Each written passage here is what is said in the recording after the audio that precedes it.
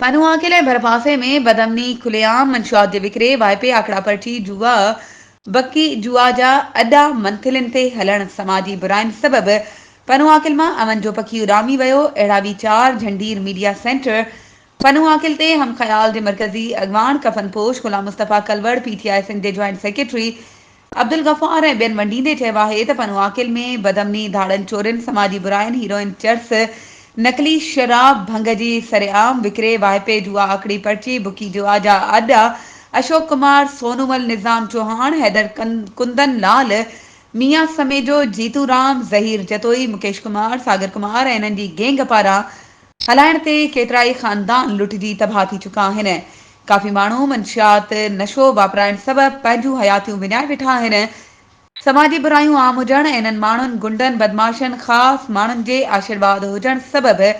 पनुआकिल भरपासे में बदमनी में इज़ाफ़ो थियो आहे ऐं पनुआकिल मां